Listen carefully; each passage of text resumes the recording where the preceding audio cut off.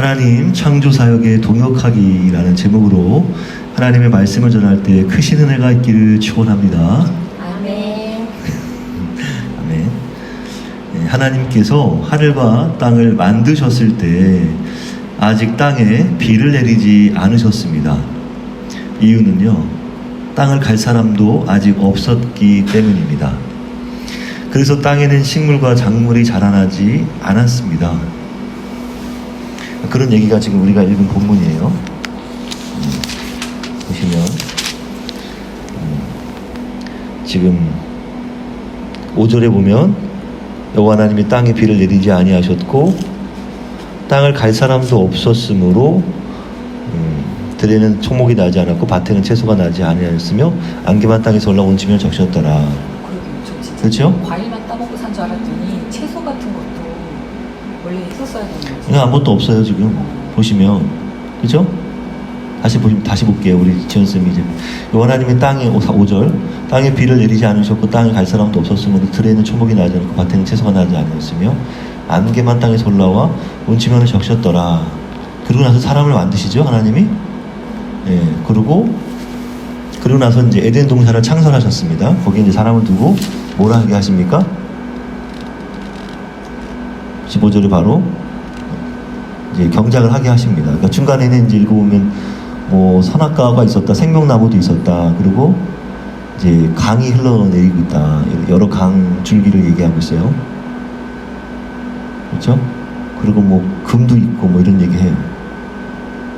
그러니까 최초의 그 4대 문명, 4대강 뭐 이렇게 얘기하는 그 강이 여기서부터 나오는 겁니다. 지금 14절에 보면 뭐 유브라데 이런 얘기죠. 히데겔, 여기 뭐 강의 이름 기온이라 뭐 이렇게, 이거에 대한 얘기는 나중에 하고, 아무튼 그렇게 시작돼서 하나님께서 비를 내리지 않으셨다. 이유는 땅을 갈 사람이 없기 때문에 비를 안 내리신 겁니다. 그래서 땅에는 식물과 작물이 자라나지 않았다. 사람을 만드시고 에덴 동산을 창설하십니다. 그렇게 순서가 됩니다.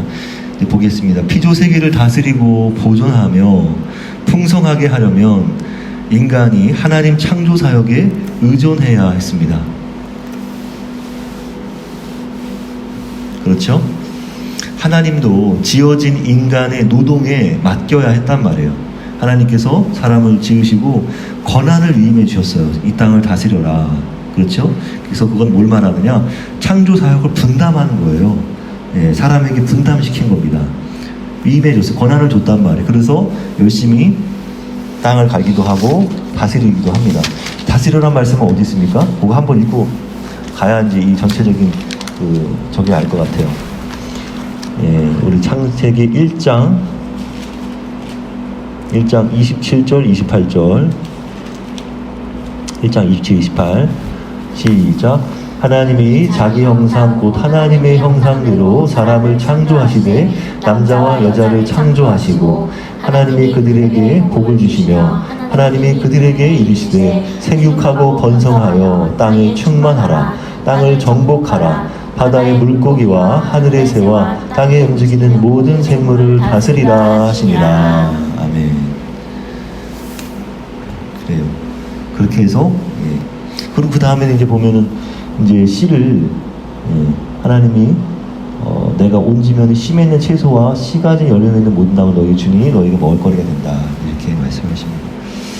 그렇게 해서 하나님이 이제 인간에게 땅을 다스리라는 권세를 주십니다. 위임해 주세요. 그래서 하나님은 인간에게 맡긴 거예요.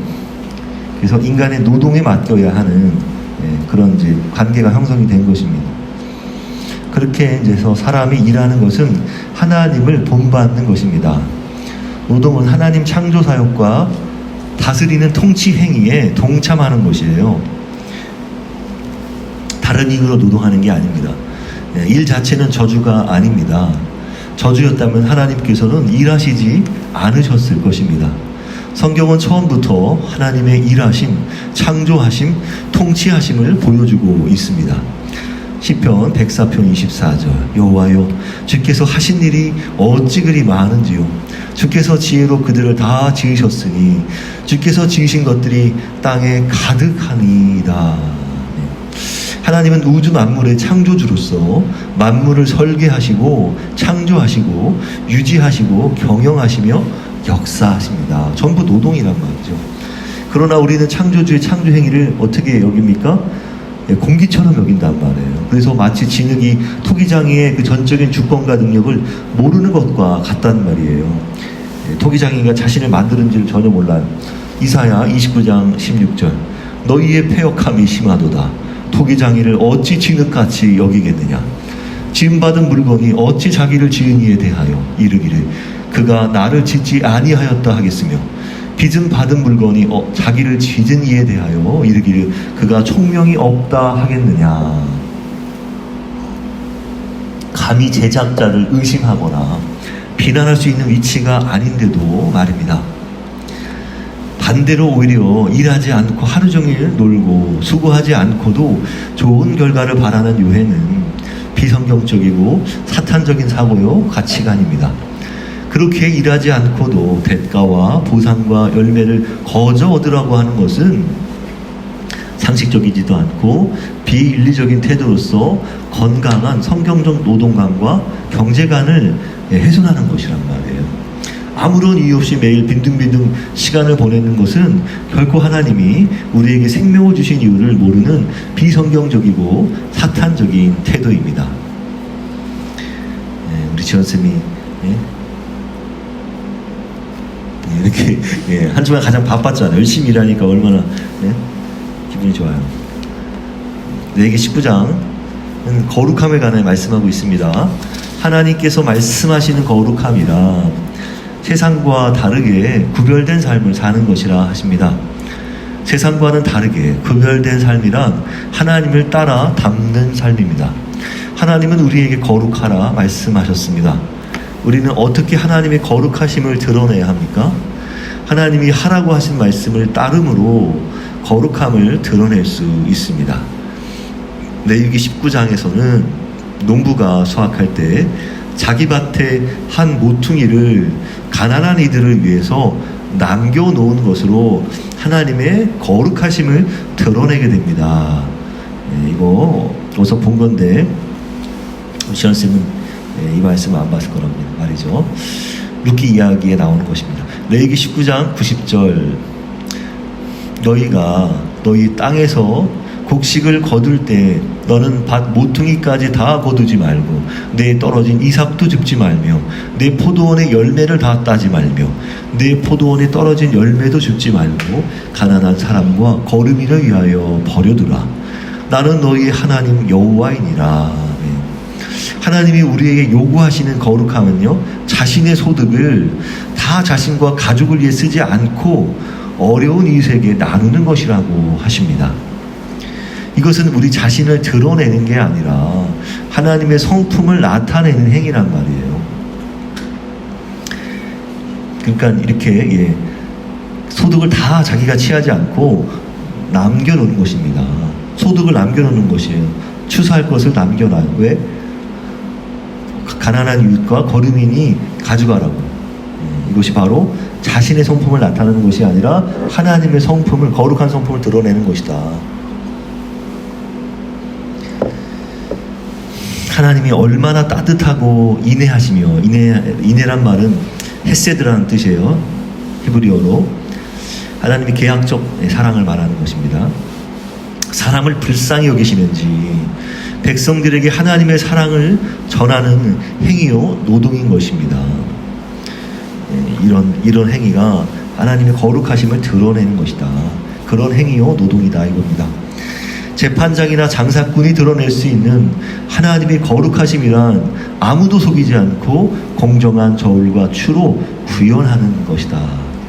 레위기 19장 35, 36절 너희는 재판할 때나 길이나 무게나 양을 잴 때 불의를 행하지 말고 공평한 저울과 공평한 추와 공평한 에바와 공평한 흰을 사용하라. 나는 너희를 인도하여 애굽 땅에서 나오게 한 너희의 하나님 여호와이니라. 이스라엘을 애굽에서 구원한 하나님께서 얼마나 공평하신 분인지 장사꾼의 공정한 저울과 추가 하나님의 정의와 공의를 나타내야 한다, 거룩함을 나타내야 한다고 말씀하고 계십니다. 그리고 일꾼을 고용하는 고용주가 하나님의 거룩하심을 나타내는 방법은 자신이 고용한 사람들에게 품값을 제때에 지불하는 것이라고 말씀합니다. 그러나 품삯을 미루는 것은요, 일꾼들과 약속을 어기는 것으로서 일당으로 하루하루 생계를 이어가는 이들에게, 그러한 자들에게, 일꾼과 일꾼의 가족들에게 하는 범죄 행위일 뿐 아니라 하나님의 진노를 사는 죄악이란 말이에요. 레위기 19장 13절, 너는 내 이웃을 억압하지 말며 착취하지 말며 품꾼의 삭슬 아침까지 밤새도록 내게 두지 말며. 그렇기에 인간의 노동은 합당한 대가나 보수를 받는 것이란 말이에요. 하나님은 일꾼이 삭슬 받는 것을 마땅하다 여기셨습니다. 하나님은 짐승까지도 일을 시켰으면 곡식을 먹게 하라 하십니다. 신명기 25장 4절, 곡식 떠는 소에게 망을 씌우지 말지니라. 디모데전서 5장 18절, 성경에 일렀으되 곡식을 밟아 떠는 소의 입에 망을 씌우지 말라 하였고, 또 일꾼이 그 삭슬 받는 것은 마땅하다 하였느니라. 예, 마땅하다 하세요. 그것은 제사장과 제의 관련, 제의가 제사를 말한다고 했잖아요. 제사 관련된 거 다 통틀어서 제의라고 합니다. 제의 관련 노동에 종사하는 레인에게도 마찬가지입니다. 민수기 18장 30, 31절, 이러므로 너는 그들에게 이르라. 너희가 그 중에서 아름다운 것을 가져다가 드리고 남은 것은 너희 레인에게는 타작마당의 소출과 포도즙 틀의 소출같이 되리니 너희와 너희 건속이 어디서든지 이것을 먹을 수 있음은 이는 해막에서 일한 너희의 보수임이니라. 예, 보수로 주셨다는 거예요. 예, 제사장과 그 레인에게 뭘 주셨냐? 사람들이 다 제사할 때 제물을 드리잖아요. 그럼 제사장들은 그 제사할 그 받은 것들을 드릴 때 그 딱 어떤 그 딱 틀이 있으면 그 틀에 다 넣을 거 아니겠어요? 그러면 남는 게 또 생기잖아요. 그 사람들이 딱 그 틀에 맞춰서 갖고 오는 건 아니기 때문에 남는 것은요, 예, 우리 제사장과 레인들에게 예, 소득이 되는 것입니다. 보수가 되는 것입니다. 타작마당의 소출, 포도즙 틀의 소출같이 된다. 이것이 해막에서 일한 너희의 보수다. 제사장과 레인의 성전에서의 직무도 마땅히 봉사이자 노동입니다. 근데 봉사하면은 뭐 무료 봉사라 생각하는데 그런 것만도 아니란 말이에요. 예수께서는 복음 전도자도 일꾼, 헬라어로 에르가테스, 또 노동자라고, 일꾼과 노동자 같은 말이란 말이에요. 노동자라 말씀하시며 그에 대한 보수를 받는 것이 마땅하다 말씀하십니다. 마태복음 10장 9, 10절, 너희 전대에 금이나 은이나 동을 가지지 말고 여행을 위하여 배낭이나 두벌 옷이나 신이나 지팡이를 가지지 말라. 이는 일꾼이 자기의 먹을 것 받는 것이 마땅함이라. 예. 그러니까 여기 지금 예수님께서도 제자들에게 이렇게 선교하라고 전도하라고 보냈을 때 금이나 은이나 동을 가지지 말고 선교 여행을 할 때는 뭐 배낭이나 두벌 옷이나 신이나 지팡이 같은 거 가지고 다니지 말라. 왜? 일꾼이 거기 가서 얻어라. 그 복음을 전해 들은 사람들을 통해서 먹을 것을 받아라 이겁니다. 일꾼이 자기의 먹을 것 받는 것이 마땅하다. 네, 이렇게 말씀하십니다. 제사장과 레위인이나 목사나 선교사의 노동도 수고하여 일하는 것이기에 마땅한 대가가 주어지는 것입니다. 고린도전서 9장 9절 10절, 곡식을 밟아 떠는 소에게 망을 씌우지 말라 기록하였으니 하나님께서 어찌 소들을 위하여 염려하심이냐? 오로지 우리를 위하여 말씀하심이 아니냐? 과연 우리를 위하여 기록된 것이니 밭 가는 자는 소망을 가지고 갈며 곡식 떠는 자는 함께 얻을 소망을 가지고 떠는 것이라. 네, 밭 가는 자와 곡식 떠는 자가 함께 얻을 소망이란 무엇이겠습니까? 거기서 나온 소출을 얻는 것이잖아요. 곡식을 나눠 가지는 것이잖아요. 네, 그렇듯이 복음 전하는 자들, 바로 바울이 쓴 말씀이잖아요. 복음 전하는 자들도 복음으로 먹고 살 권리가 있다. 네, 그런 얘기를 하려고 이 얘기를 한 것입니다. 노동에 주어지는 대가를 하나님께서 정하셨기에 대가는 하나님이 주시는 보수라고 말할 수 있는 것입니다. 성경이 이렇게 기록하잖아요. 너희들 보수를 받아라. 그 때문에 하나님께서 마땅히 보수가 있다, 대가가 있다, 노동에 대한 대가가 있다 말씀하시는 겁니다. 노동에 대한 보수는 하나님께서 정하신 것이기에 우리에게 거룩하고 소중한 것입니다. 이랬기 때문에 받아야죠. 왜 안 받으면 어떻게? 누가 어떤 노동을 했던 간에 그것이 비윤리적이지만 않다면 노동에 대한 대가는 거룩한 것이란 말이에요.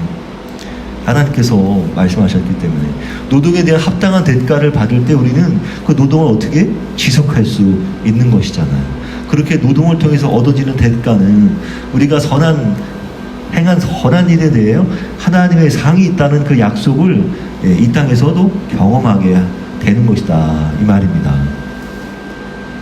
그러니까 그런 대가, 그러니까 지난주에는 노동 자체는 그 하나님의 일을 따라하는 것이라고 노동 자체에 대한 소중함을 얘기했다면 이번 주는 그 노동에 대한 대가도 마땅히 소중한 것이다, 거룩한 것이다, 한 발짝 나아가는 말씀드립니다. 그러나 열심히 소중한 노동자에게 정당한 보수를 지급하지 않는 것은 사회적인 윤리의식을 넘어서 하나님의 정의에도 합당하지 않은 불의인 것입니다.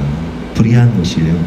에레미야 22장 13절 불의로 그 집을 세우며 부정하게 그 다락방을 지으며 자기의 이웃을 고용하고 그의 품삯을 주지 않은 자에게 화 있을진저. 에레미야 선지자가 이렇게 말한단 말이에요.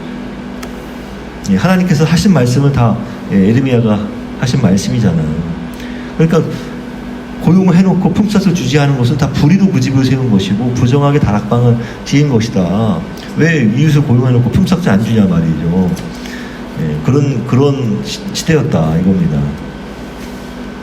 레위기 19장 13절 너는 내 이웃을 억압하지 말며 착취하지 말며 품꾼의 삭을 아침까지 밤새도록 내게 두지 말며 노동한 노동자에게 그 삭을 제때 지급하지 않으면 하나님은 노동자를 억압하는 것이요 착취하는 것이라고 말씀하시는 것입니다. 성경에서 이렇게 말씀한단 말이에요. 근데 감히 교회에서는 이렇게 임금을 체불당한 거 노동자들이 사회에서 감히 교회가 그것을 억압당한 것입니다, 착취당한 것입니다 라면 못해. 성경에서 이렇게 표현하는 거 안타깝잖아요. 왜 그런 말 하면 빨갱이라고 안타깝습니다. 그래서 억압당하는 것이고 착취당하는 것이라고 성경에서 말하고 있습니다.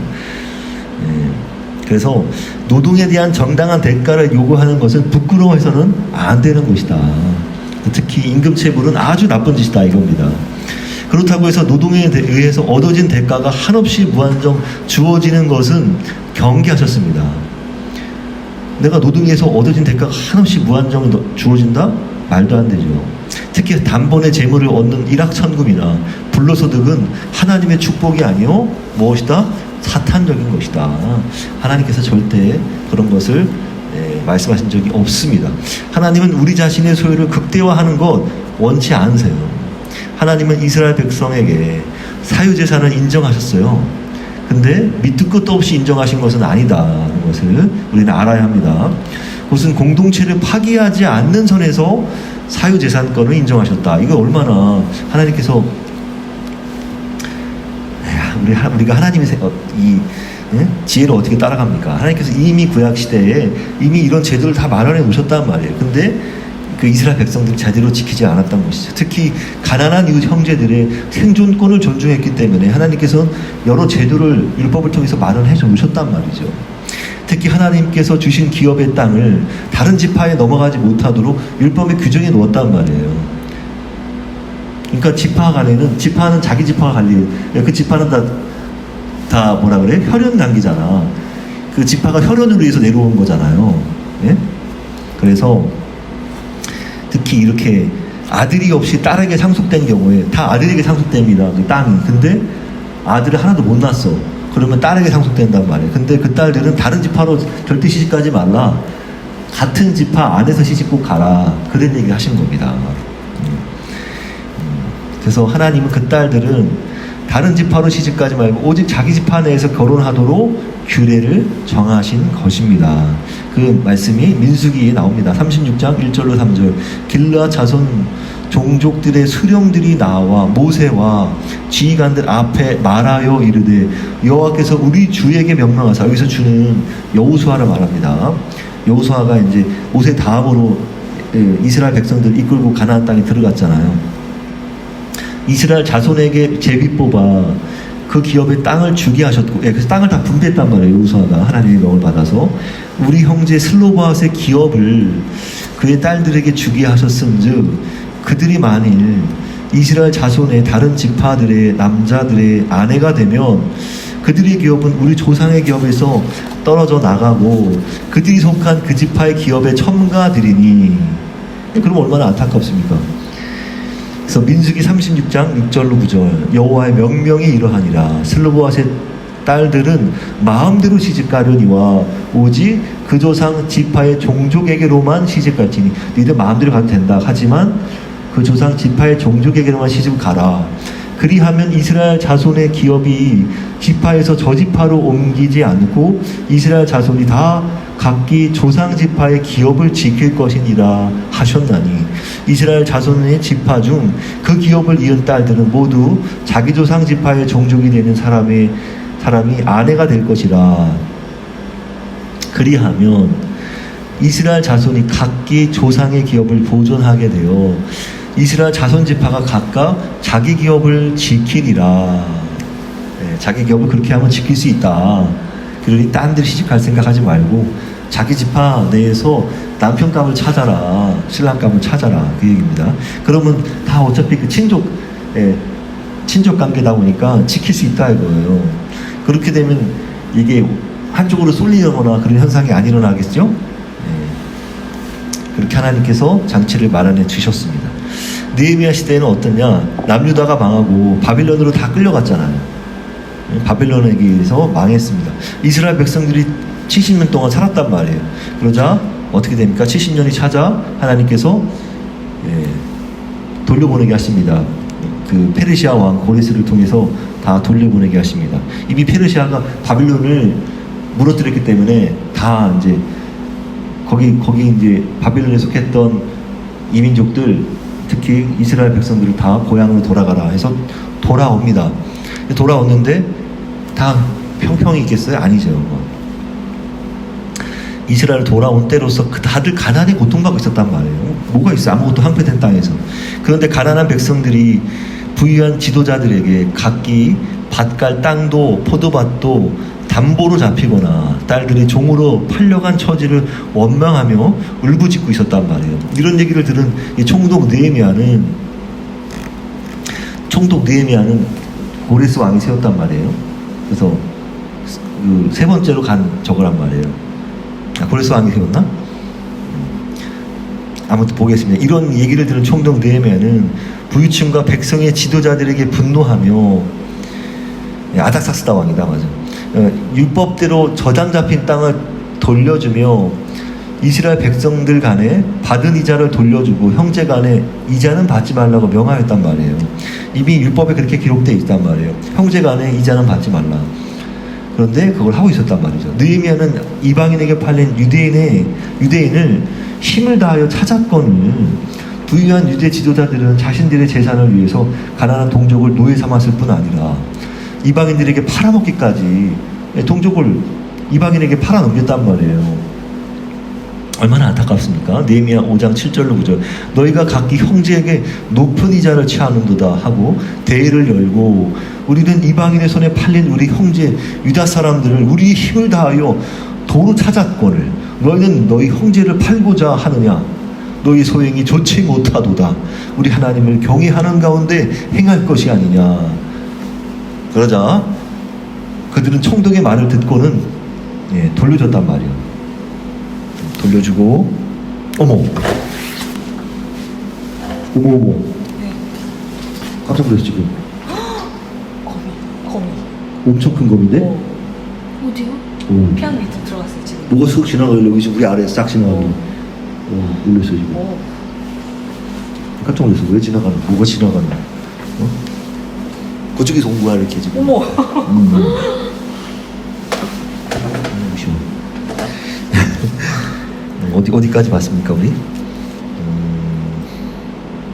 말씀 읽었어요. 느헤미야 5장 1절부터 9절까지. 그러자 우리 그들은 총독의 말을 듣고는 돌려줬단 말이에요. 땅을 돌려줬단 말이에요. 더 이상 아무것도 요구하지 않기로 하고, 아무래도 그러니까 기록에는 땅을 얘기했는데 아마 그 딸 같은 경우도 다시 돌려주지 않았을까 합니다.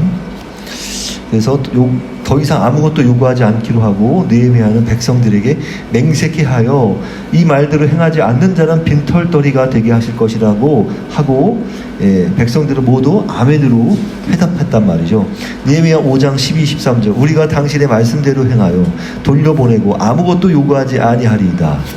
이 말대로 행하지 아니하는 자는 모두 하나님이 그 집과 산업에서 털어버리실지니 빈손이 될지어다 하매 회중이 다 아멘하고 여호와를 찬송하고. 이것은 그들이 정당한 방법으로 거래했던 것들을 하나님의 이름으로 무효로 한 것으로서 율법을 따라 살지 못해 나라가 망했음을 경험한 자들에게 가난한 이웃에게 인애와 자비를 베풀기는커녕 땅과 이자를 요구한 거래를 당장 그치고 원상복구를 요구한 것은 민족 공동체 안에서 가난한 이웃의 생존권을 보호하기 위해 타유재산권에 제한을 둔 것입니다. 느헤미야 총독이 타유재산권에 제한을 뒀잖아요. 왜? 그 민족 공동체 안에서 가난한 이웃이 발생하니까 그들의 생존권을 보호해 줘야 된다. 그래서 그렇게 다 온 회중 앞에서 합의를 이끌어내서 그들이 더 많은 요구를 하지 않게도 된 것입니다. 신약은 어떠냐? 더 적극적이란 말이죠. 바울은 그리스도인에게 있어서 일하는 것과 소유는 타인을 위하여 있는 것이라 말씀합니다. 노동과 소득은 이웃을 돕는 선한 일을 위해 해야 한다 라고 말씀하고 있어요. 에베소서 4장 28절 도둑질하는 자는 다시 도둑질하지 말고 돌이켜 가난한 자에게 구제할 수 있도록 자기 손으로 수고하여 선한 일을 하라. 그러니까 도둑질하지 말고 돌이켜서 회개해서 가난한 자에게 구제할 수 있도록 너는 열심히 수고해서 선한 일을 해라. 그리스도인이 땀 흘려 부지런히 수고하며 소득을 모으는 이유는 바로 가난한 자를 구제하기 위해서라는 것이에요. 훨씬 더 적극적인 표현을 물론 하고 있습니다. 그렇게 어떠한 일이든 간에 그것이 우리가 보기에는 아주 하찮은 일이고 허드렛 일이라 하여도 다 하나님의 창조 행위를 반영하는 행위란 말이에요.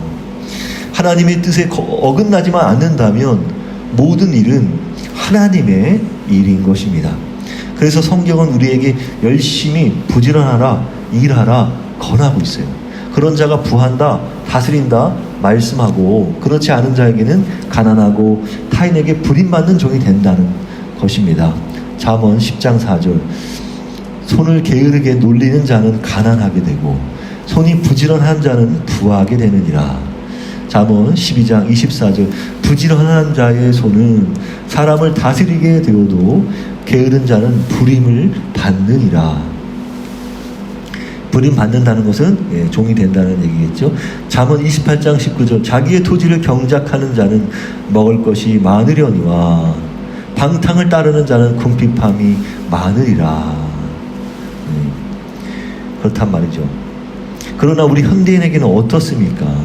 주어진 일상의 노동은 가히 형벌급이란 말이에요. 형벌을 받은 거 어땠고, 반낮 없이 매달려도 입에 풀칠하기가 어렵잖아요. 특히 어떤 일들은 늘 목숨을 내놓고 하는 일들이기 때문입니다. 그래서 그런 노동은 안타깝게도 형벌이 아니라고 말하기 어려울 정도입니다. 우리는 3D를 피하고 살려고 합니다. 3D란 뭡니까? difficult, 어렵고, dirty, 더럽고, dangerous, 위험한 약자로서 업무 강도가 높아서 기피하는 직업군을 3D, 3D 업종이라 부릅니다. 극한 노동은 우리 주위에 도사리고 있어서 인간성을 파괴하고 인생의 무상함도 매일 직감적으로 겪게 한단 말이에요. 매일같이 쏟아지는 뉴스에는 산업재해로 심하게 다치거나 목숨을 잃는 경우가 허다하단 말이에요. 너무나 볼 때마다 마음이 아픕니다. 예. 제가 그런 일을 하지 않아서도 감사하기도 하지만 그 사람들의 생명이 너무 아깝잖아요. 멀쩡한 사람들이. 문제는 노동이 하나님의 선한 창조 행위라는 이유로 권력자나 고용주나 기득권 옹호에 악용될 수 있다는 것이에요. 그들은 고된 노동을 타인에게 전가하거나 강요해서 현재의 나라와 사회 체제 질서를 하나님의 창조 질서라고 규정하고 절대화할 수 있단 말이에요. 그래서 가난한 자들의 어려움을 모두 그들의 문제야, 개인 문제야, 그들의 개인의 결과 이렇게 본단 말이죠. 그러니까 우리나라에도 그런 특정 정당이 이런 마인드를 가지고 있잖아요. 구조적인 문제에 대해서 관심이 전혀 없단 말이에요. 그래서는 안 된다. 하지만 그건 하나님과 창조신앙을 악용하는 태도입니다. 더구나 하나님의 거룩하심을 드러내지 못한다는 말이죠. 노동이 아무리 하나님 창조행위라 하여도 어떤 일이라도 한없이 일할 수는 없단 말입니다. 인간은 노동의 모든 능력을 다 소진해서는 안 되잖아요. 노동만 하기 위해서 사는 존재 아니잖아요. 우린 단지 먹고 쉬어가며 할 뿐이죠. 정당한 대가 없는 노동이 있을 수는 있어요. 물론 단지 무언가를 배우고 숙련하기 위해서는 필요해요. 그런 사회에 진입하기 위해서 이런 과정들이 다 있어요. 그러나 그것도 기한이 있을 때만인 것입니다. 정당한 대가가 없이 하는 과도한 노동은 노예나 다름이 없기 때문에 인생과 건강을 망칠 수 있는 것입니다. 특히 이스라엘을 보면요, 이스라엘은 극단적 노동의 피해자였습니다. 언제? 이집트 제국의 노예로서 강제 노역에 고통받고 계셨기 때문에 그들이 부르짖음 때문에 하나님께서 그들의 부르짖음을 들으시고 그들을 구출해 주셨습니다. 강제와 착취당한 그 노동은요, 자발적인 수고가 아니기 때문에 하나님께 예배가 될 수 없는 것이란 말이에요. 우리 지난주에 배웠잖아요. 예배가 히브리어로 뭐라고요?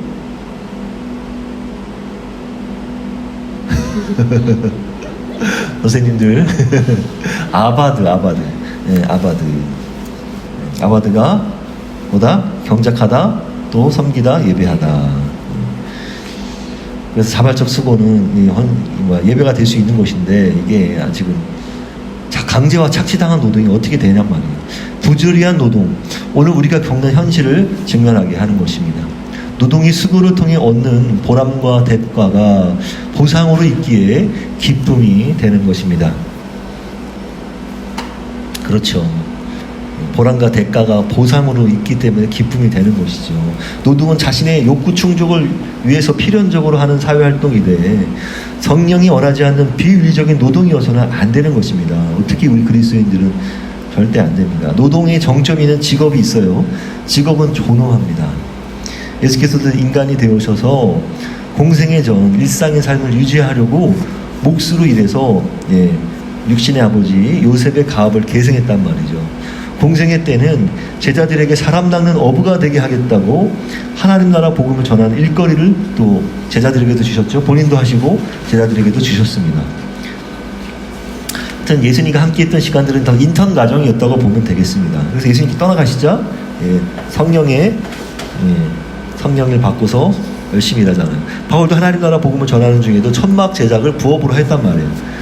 사도행전 18장 3절 생업이 같음으로 함께 살며 일을 하니 그 생업은 천막을 만드는 것이더라. 생업이라고 해요. 생업.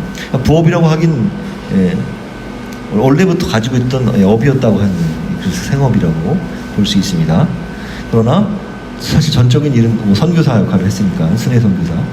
루터도 나아가 직업을 하나님의 소명이라고 얘기했단 말이에요. 그래서 직업 소명설이 나왔고, 그래서 한 발짝 더 나아간 이제 깔뱅이 어떤 그런 것을 소득을 그렇게 해서 열심히 일해서 버는 부를 성경적이라고 또 표현해서 자본주의 발달에 도움이 되었어요. 결론입니다. 그렇게 노동과 직업은요, 하나님 창조 사역에 동역하는 행위란 말이에요. 그리스도인은 노동을 경시하지 않고 제 손이 일한 대로 먹도록 자기가 맡은 일을 능숙하게, 유능하게 갈고 닦아서 해내는 직업을 갖는 것이다. 네. 네, 갈고 닦고 유능하고 능숙하게, 갈고 닦고 유능하고 능숙하게, 이것이 바로 직업이다 이겁니다. 그건 하나님께서 부르시고 주신 재능을 발휘하는 것이어야 하고 하나님께 영광이 되어야 하고 사람을 이롭게 하는 것이어야 한다. 하나님은 모든 분야의 모범이 되십니다. 일하신 하나님을 따라서 자신의 재능을 능숙하게 해내야 하는 것입니다. 하나님께서 능숙하지 않으신 게 어디 있겠어요. 뛰어나지 않으신 게 어디 있겠습니까? 우리도 마찬가지로 하나님을 본받아서 자신의 재능을 자신의 분야에서 갈고 닦아서 유능하고 능숙하게 해내야 한다. 우리에게 세상에 나와 적당히 요령이나 피우다 가는 인상이다라고 우리에게 존재를 주신 게 아니란 말이죠. 하나님이 우리를 주신 그 존재를 주신 목적에 걸맞게 하나님 나라를 위해서 살아서 일도 노동도 다 하나님의 영광을 위해서 해야 하는 것입니다.